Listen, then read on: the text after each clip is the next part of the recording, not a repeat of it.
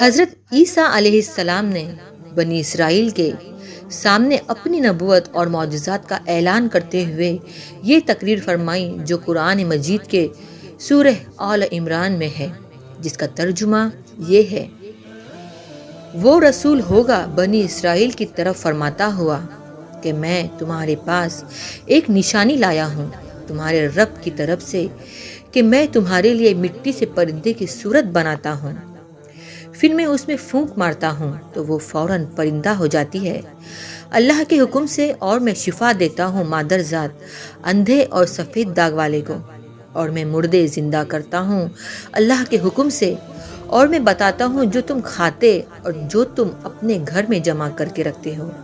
بے شک ان باتوں میں تمہارے لیے بڑی نشانی ہے اگر تم ایمان رکھتے ہو۔ اس تقریر میں آپ نے اپنے 4 معجزات کا اعلان فرمایا ہے۔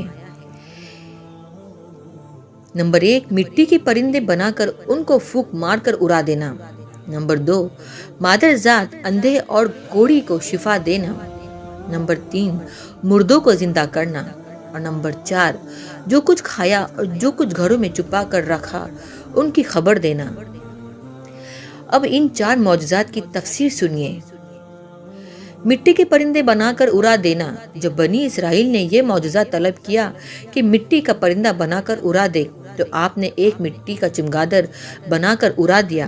حضرت عیسیٰ علیہ السلام نے پرندوں میں سے چمگادڑ کو اسی لیے شامل کیا کہ پرندوں میں سے سب سے مکمل اور عجیب و غریب یہی پرندہ ہے، کیونکہ اس کے آدمی کی طرح دانت بھی ہوتے ہیں اور وہ آدمی کی طرح ہنستا بھی ہے، اور یہ بغیر پر کے اپنے بازوؤں سے اڑتا ہے، اور یہ پرندہ جانوروں کی طرح بچہ پیدا کرتا ہے اور اس کو حیض بھی آتا ہے۔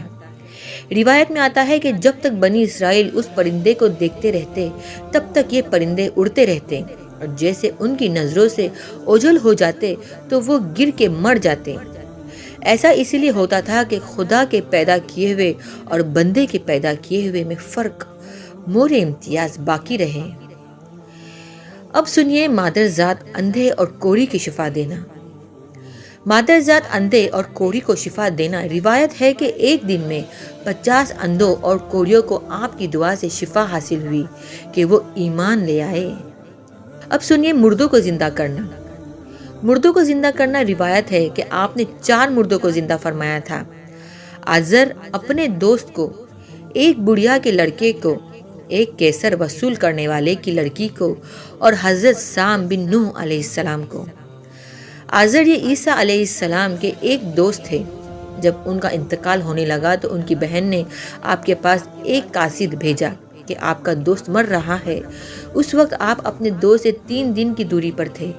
آزر کے انتقال اور دفن کے بعد حضرت عیسیٰ علیہ السلام وہاں پہنچے اور آزر کی قبر کے پاس تشریف لے گئے اور آزر کو پکارا تو وہ زندہ ہو کر اپنی قبر سے باہر نکل آئے اور برسوں تک زندہ رہے اور صاحب اولاد بھی ہوئے۔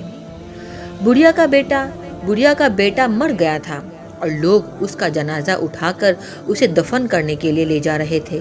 حضرت عیسیٰ علیہ السلام کا ادھر سے گزر ہوا تو وہ آپ کی دعا سے زندہ ہو کر جنازے سے اٹھ کر بیٹھ گیا اور کپڑے پہن کر اپنی جنازے کی چارپائی کندھے پر اٹھا کر اپنے گھر کی طرف چل دیا اور مدتوں تک زندہ رہا، اس کی اولاد بھی ہوئی۔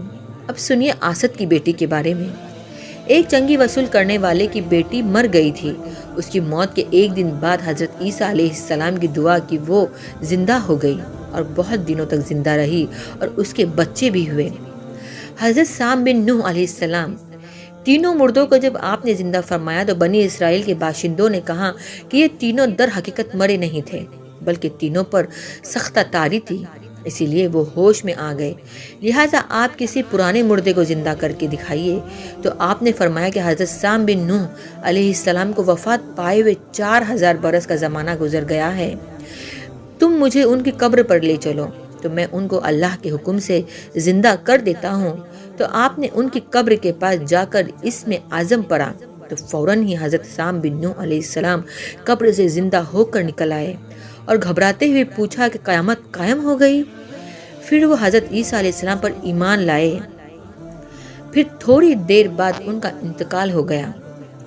جو کھایا ہوا اور جو چھپایا ہوتا وہ بتا دیتے۔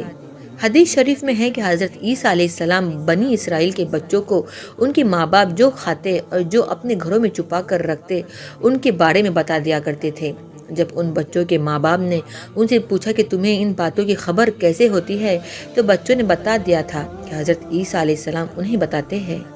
یہ سن کر ان کے ماں باپ نے بچوں کو عیسیٰ علیہ السلام کے پاس جانے سے منع کر دیا تھا کہ حضرت عیسیٰ علیہ السلام جادوگر ہے۔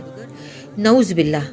جب حضرت عیسیٰ علیہ السلام بچوں کی تلاش میں بستی میں داخل ہوئے تو بنی اسرائیل نے اپنے بچوں کو ایک مکان کے اندر چھپا دیا کہ بچے یہاں نہیں ہیں۔ تو آپ نے پوچھا کہ گھر میں کون ہے، تو انہوں نے کہا کہ گھر میں سور بند ہے۔ تو آپ نے فرمایا کہ اچھا سور ہی ہوں گے۔ چنانچہ لوگوں نے مکان کا دروازہ جب کھولا تو مکان میں سے واقعی سور نکلے، اور اس بات کا بنی اسرائیل میں چرچا ہو گیا، اور بنی اسرائیل نے غصے میں آ کر آپ کے قتل کا منصوبہ بنا لیا۔ یہ دیکھ کر آپ کی والدہ بی بی مریم رضی اللہ تعالی عنہا آپ کو ساتھ لے کر مصر کو ہجرت کر گئی۔ اس طرح آپ